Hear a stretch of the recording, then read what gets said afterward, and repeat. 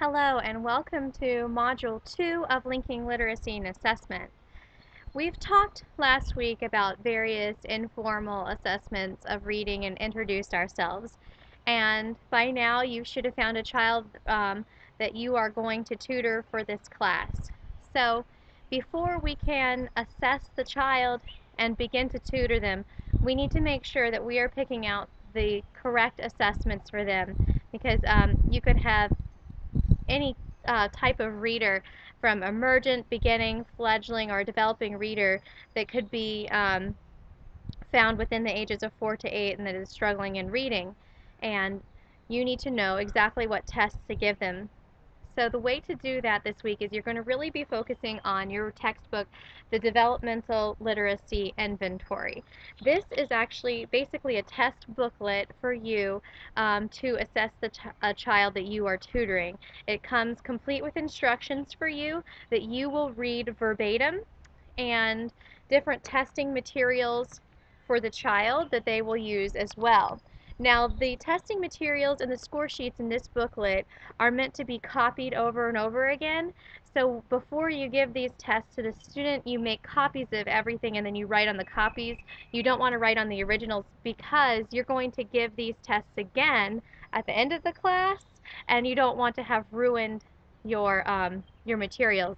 It would invalidate the test. So you're going to read the instructions really carefully to be able to decide which tests are appropriate for your student. And then you're going to create an assessment plan. This plan will show me that you are ready, you have read this, and you know how to give these tests. They can be a little bit confusing. As the teacher, you're going to need to know when to stop the test, when it's confusing for the child, when they're frustrated, and you're also going to know when to keep pushing a little bit further, a little bit further. You want to keep testing until you hit the frustration level for the child. And once you hit that, you back off. You don't want to go beyond frustration, but once you hit that level, then you know that you have figured out the instructional level for the child because then you'll know where to instruct them. So you read the directions for this and it will tell you exactly where to start and exactly when to stop. Be sure to read those carefully. You will notice that some tests have Form A or Form B, Form C.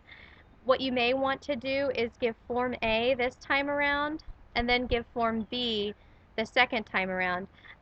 For example, if you're talking about the primer level of reading, Form A and Form B are both going to be written on the primer level, but if you give Form A this time,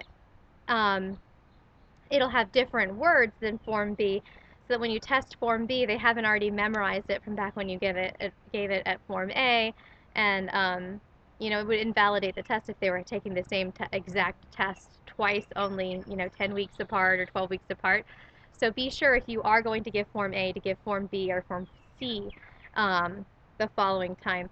That does not apply to everyone. That depends on the age and stage of your child.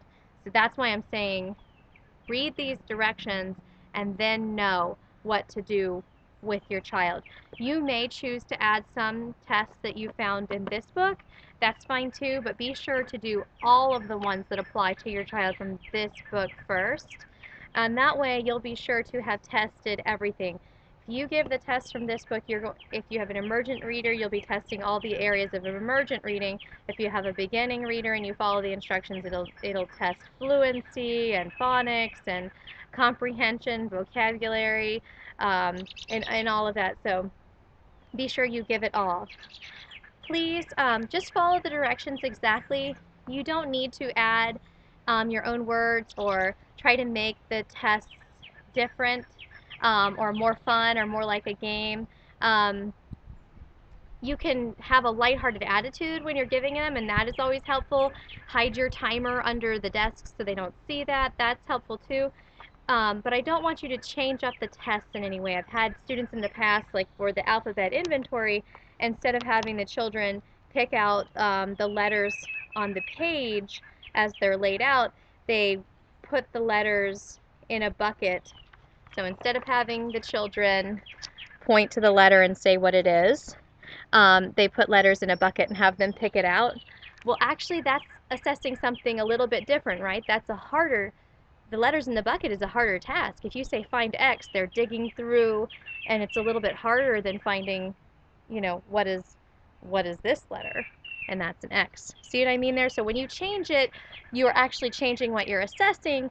So if we can all follow the directions and do exactly what it says, then we're all testing the same type of thing. So even though that is super fun and that would be a really great instructional activity to do, please save that for your instructional time.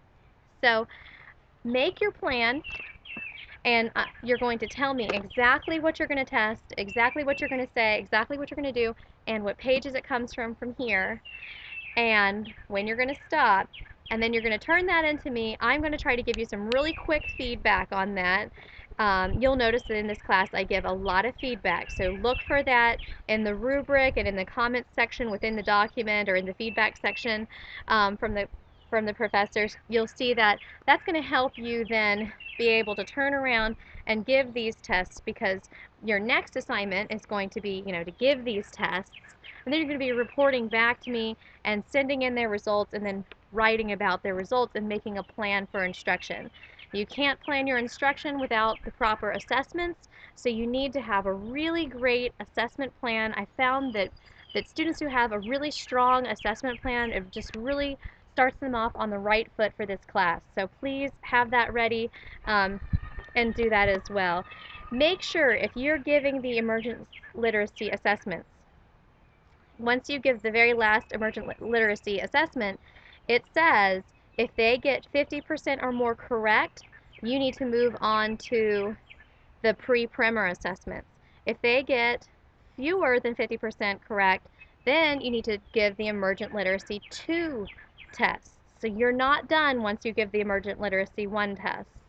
And then, for the older readers, you just need to make sure you follow all the directions. I know I keep saying that over and over, but it seems to be something that kind of gets a little confusing. These are a little bit confusing to give the first time around, so I would really suggest reading them a couple of times. And then you're kind of jumping around a lot in the book, so it might help to tab the pages like I've done, and it'll tell you where to go so you are ready to work with the student. So that is all for this week. So please write that detailed plan and send it in to me. And I look forward to hearing what you have to say about that student. Please be sure to include at least 1 paragraph about the child, the age, the grade, any other important information about that child, so I know to tell if these tests are appropriate for that child or not, whatever you've written down. So thank you so much. I look forward to hearing from you. Oh, your extra point activity for this week is to go into that ongoing tutoring discussion and tell us all a little bit about the child that you are tutoring. Now, the ongoing tutoring discussion, if you look at the rubric for that, it talks about how you have to seek help and give help. So within your post, you either need to be asking for advice or giving some advice. So try to do that as you're posting in there. So great post is so nice. It's very pleasant to read that. Great post, awesome idea. Doesn't really seek information or give information. You're certainly welcome to do that, but that's not going to count towards your total of seeking and giving help to your fellow classmates.